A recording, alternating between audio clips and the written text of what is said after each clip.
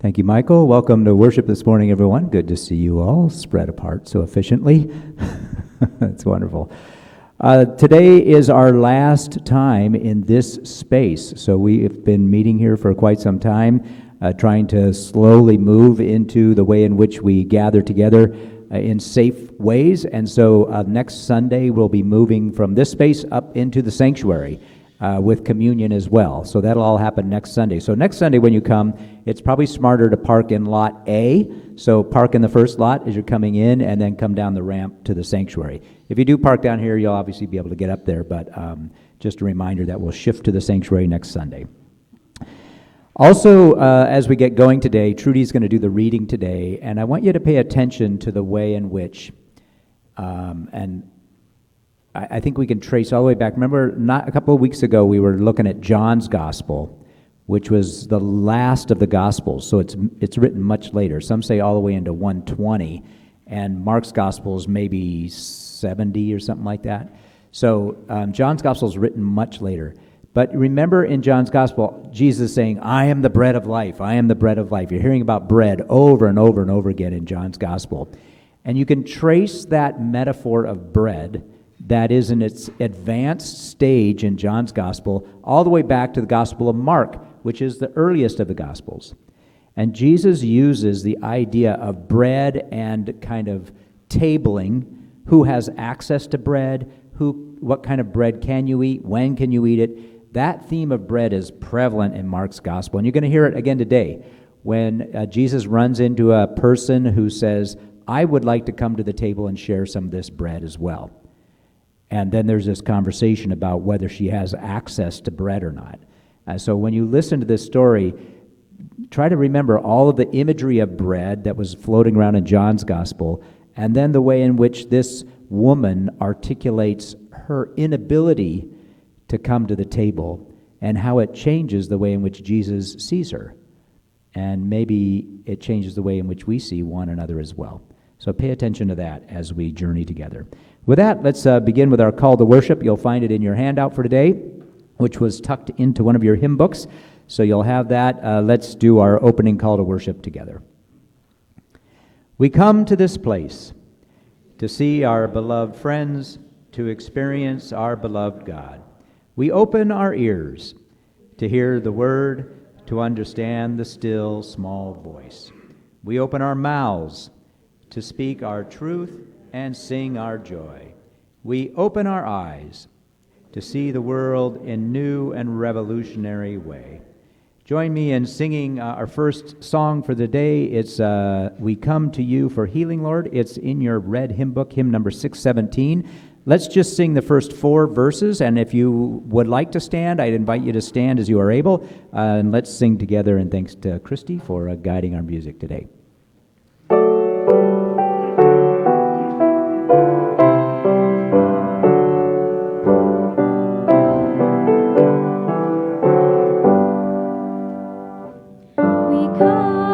Spirit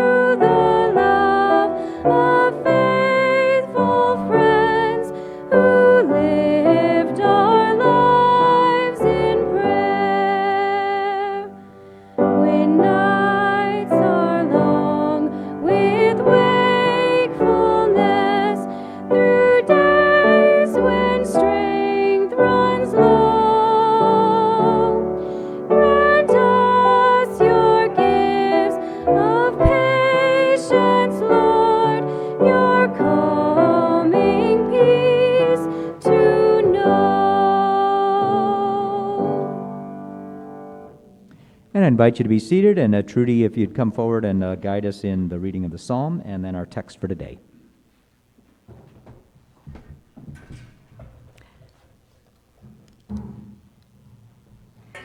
The psalm reading for the day is Psalm 146. Hallelujah, praise the Lord, O my soul. I will praise the Lord as long as I live. I will sing praises to my God while I have my being. Put not your trust in rulers, in mortals in whom there is no help. When they breathe their last, they return to earth, and that day their thoughts perish. Happy are they who have the God of Jacob for their help, whose hope is in the Lord their God, who made heaven and earth, the seas and all that is in them, who keeps promises forever, who gives justice to those who are oppressed and food to those who hunger. The Lord sets the captive free. The Lord opens the eyes of the blind. The Lord lifts up those who are bowed down. The Lord loves the righteousness. The Lord cares for the stranger. The Lord sustains the orphan and widow, but frustrates the way of the wicked. The Lord shall reign forever, your God, O Zion, throughout all generations. Hallelujah. Today's gospel reading comes from Mark, the 7th chapter. Jesus set out and went away to the region of Tyre. He entered a house and did not want anyone to know he was there, yet he could not escape notice. But a woman whose little daughter had an unclean spirit immediately heard about him, and she came and bowed down at his feet. Now the woman was a Gentile of Syrophoenician origin. She begged him to cast the demon out of her daughter. He said to her, "Let the children be fed first, for it is not fair to take the children's food and throw it to the dogs." But she answered him, "Sir, even the dogs under the table eat the children's crumbs." Then he said to her, "For saying that, you may go. The demon has left your daughter." So she went home, found the child lying on the bed, and the demon gone. Then he returned from the region of Tyre and went by way of Sidon toward the Sea of Galilee, in the region of Decapolis. They brought to him a deaf man who had an impediment in his speech, and they begged him to lay his hand on. He took him aside in private, away from the crowd, and put his fingers into his ears, and he spat and touched his tongue. Then looking up to heaven, he sighed and said to him, "Ephphatha," that is, "be opened." And immediately his ears were opened, his tongue was released, and he spoke plainly. Then Jesus ordered them to tell no one, but the more he ordered them, the more zealously they proclaimed it. They were astounded beyond measure, saying, "He has done everything well. He even makes the deaf to hear and the mute to speak." Here ends the reading.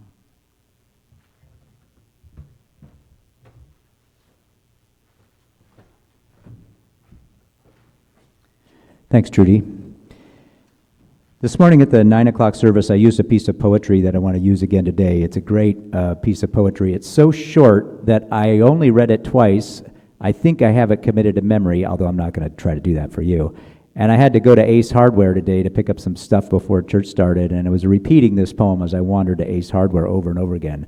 Because it's very short, but it's like a parable in that the more you pay attention to it, the more it starts to move you into places you don't expect, right? It has this capacity to do that.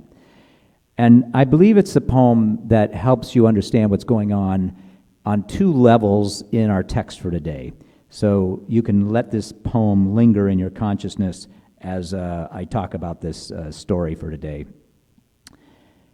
You almost hear fingerprints graft and take root like tiny galaxies, the other intelligence trying the doorknob. Oh man, I like that poem. I'm going to do it again, see if I can do it from memory. You can almost hear the fingerprints graft and take root like tiny galaxies, the other intelligence trying the doorknob.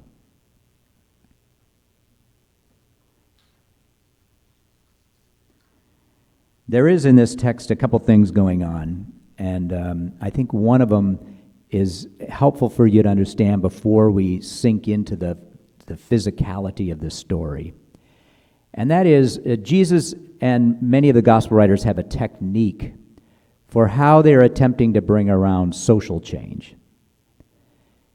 The way in which they're hoping to articulate the kind of change that's required in the society as a whole is by embedding it into particular lives and particular stories. If you remember, in the Roman Empire, the household is like the matrix, the hub out of which everything is organized, to the point where the king is seen as the great father figure, right? So in their world, this idea of family is an image of how society is organized. And sadly, it was a patriarchal society, so the men ruled the household, or were the most important people in the household, and so the ruler was the most important person in the land, to the point where they would call even God Father, right? So you got to remember that that's the world they're living in. We don't live in that world anymore. It's much more open and accepting, right? So our sense of who's important is way more broad than it was back then. But that's the worldview that they had. So they would, in order to talk about what needs to change in society and maybe even the world, they would work their way all the way back and tell a story about how a household works, or who's invited to table, or who really has access to bread that is a common food source that could be shared equitably. All of these stories are not stories that are about a woman getting healed or a guy who can't hear or speak finding the capacity to hear and tell his story. It's about what should be happening in society. And so you always have to listen to these stories knowing that they're like a little peephole that expands out into the world. It's almost as if you can hear fingerprints, right, grafting and take root. Like an entire universe, right, coming into being. Like the other turning the doorknob. I could stop there. You should have chills running up your spine right now because I did such a good job linking that piece of poetry to the dead. I should stop. That's worth a week's salary right there in and of itself. It is so good, Dan. I know. But we got to keep going because you drove all the way over here. How does this story relate to this? Partly it's about Jesus, but partly it's about the early Christian community that was waking up to this idea. And Roy tells me this all the time, right? That religion is not about church or the structure. For Jesus, religion was about life, about how we live together. It's a way of life that we're trying to explore together.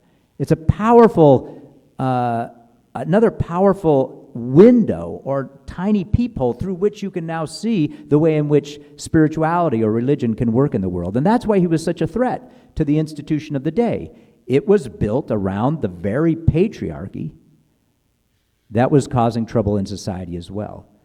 So that in that society, there were a very few who were well off and just doing fine, thank you, both religious elite and political elite and financially stable people, and then the masses of people who simply didn't have access to any of that. And then as you went down into the depths of those masses, who would you find but women and children, like the woman in this story, with a child who is diseased, or the mute and the deaf, those who cannot find voice in the society anymore.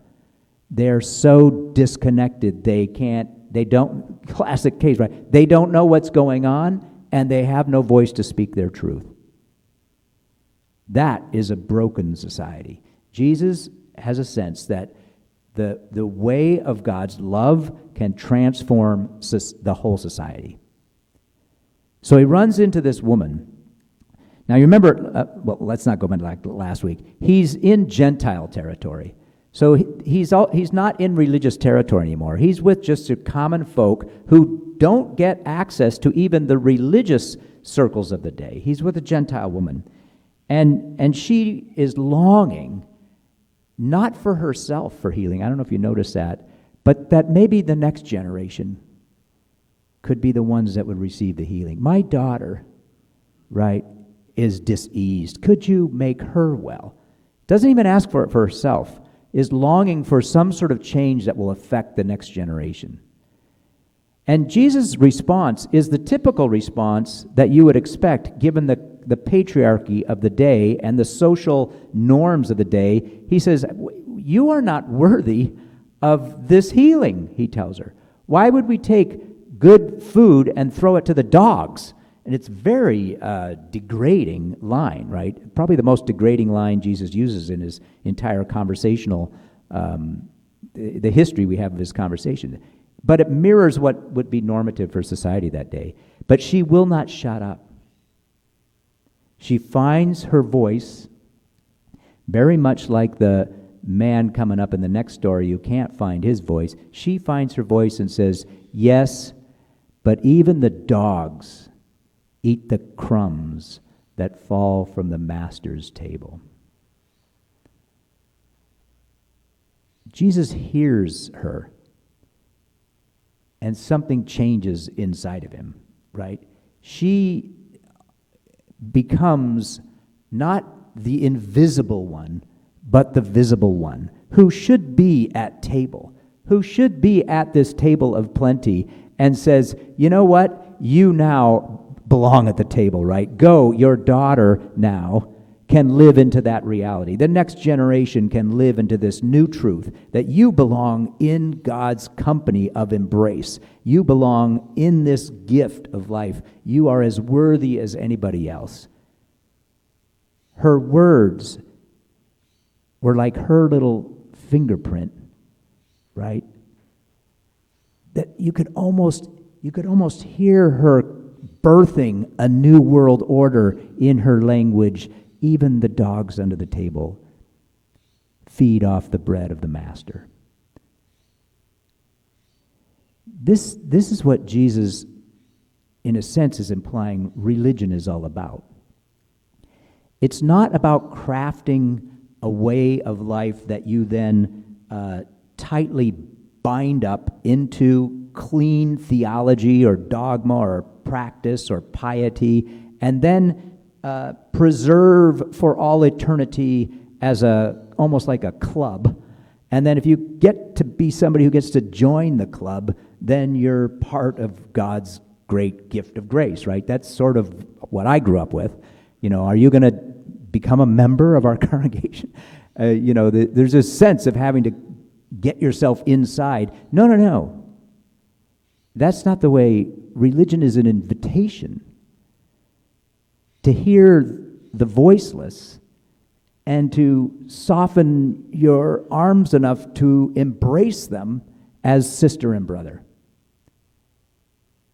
Now, this day and age, there are plenty of people who can't find their voice. I can't even, my gut hurts, and yours probably does too, if I think about those longing to get free in Afghanistan right now, right? So it's just a horrific situation. I can't even imagine what it's like in that country right now for so many people. But we have plenty of people in our country too who struggle to find their voice. And every story really should matter. And we are getting better about hearing each other's story, listening to them, trying to integrate their perspectives into our understanding of the world. That journey is the journey we share, and that journey has God vested in the very heart of it. I think that's what Jesus is doing in this text. To seal the deal, he takes his next move, and thank goodness that Trudy came up and asked me about this, because I didn't even think about the second half of the story when I was thinking about this woman at the table. But in the second half of the story, he seals the deal, but if you remember back in the Old Testament days, the Messiah, the promised one, is somebody who could let the deaf hear and the dumb speak. That's like code language for the chosen one. And Jesus takes that capacity of the one who is God's beloved on earth, and he lives it out even deeper into Gentile territory. He goes into what is known as the Decapolis. He doesn't journey back towards the hub of religious convention of the day. He journeys even deeper into the mess of the everyday, and there he allows someone to finally know what's going on, hear what's going on, and find their voice. So what might it mean to live God's love in the world in which we find ourselves? Like we talked about at the 9 a.m. reflection time, listening to those who don't have voice. Not that you have to agree with them, but allowing their story to be honored and held is a sacred act, is an act of initiating healing, not only for them, but for you as well. Well, that's the bond of how we are bound together one to another, both, I think, as a human family and as a family inside the ecosystem as well. How am I listening to the great outdoors? How am I listening to the bird song, to the way in which the earth groans under the pains of our footprint, right? How am I listening?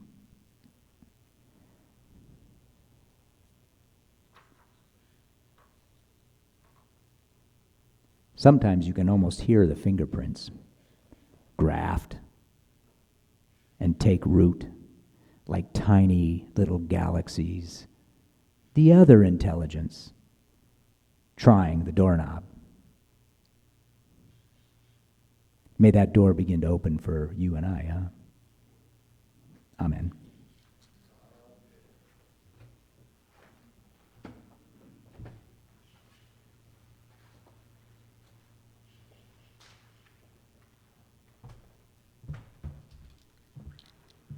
When we come to the end of our prayers, we'll conclude with the Lord's Prayer.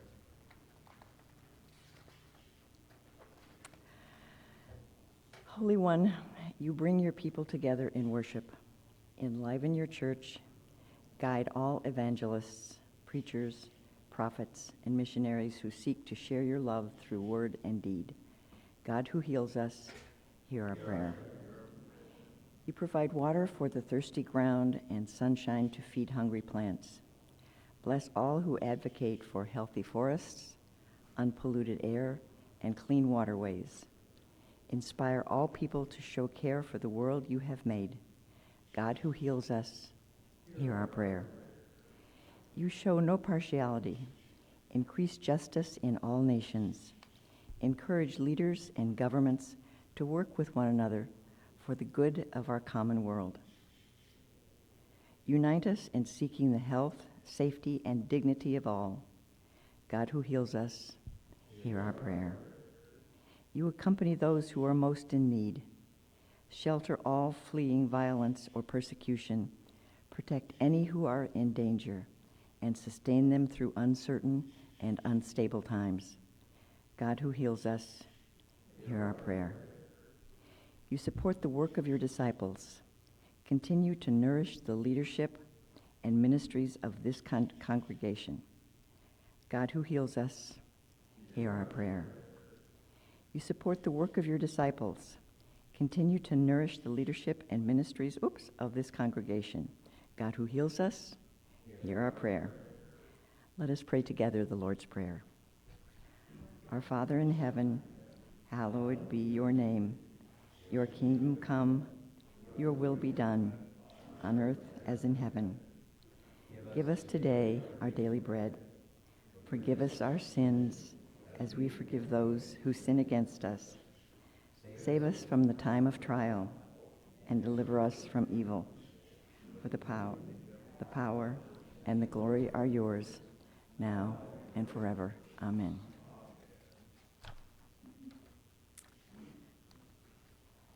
Let us share the peace. The peace of Christ be with you always. And also with you. Share the peace. That's peace, Trudy.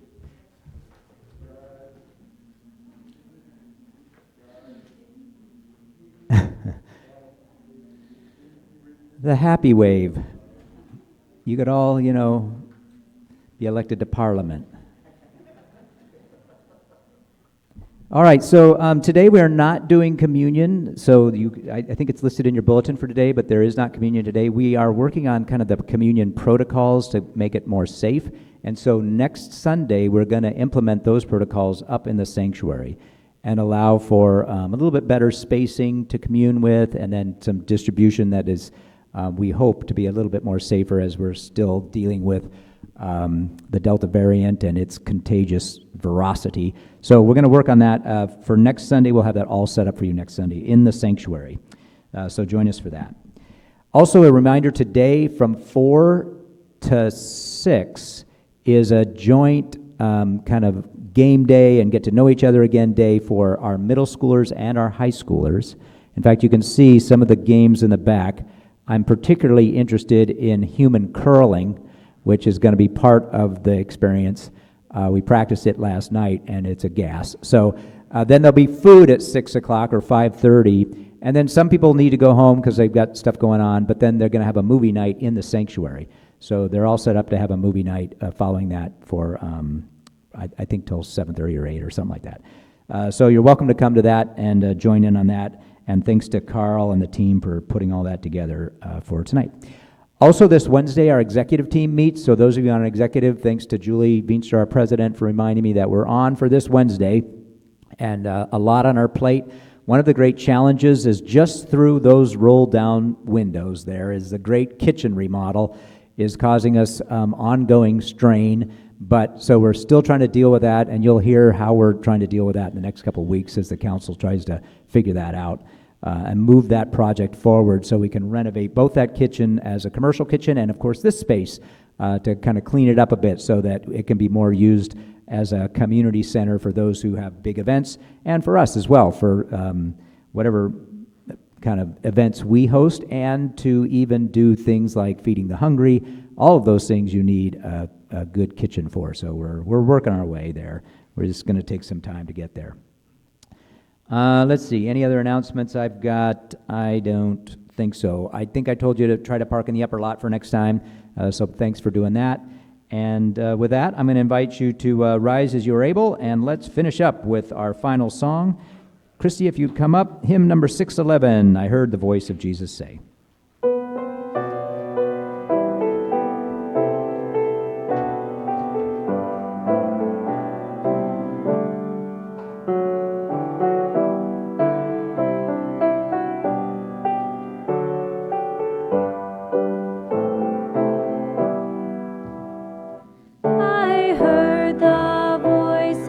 Jesus say, "Come unto me and rest."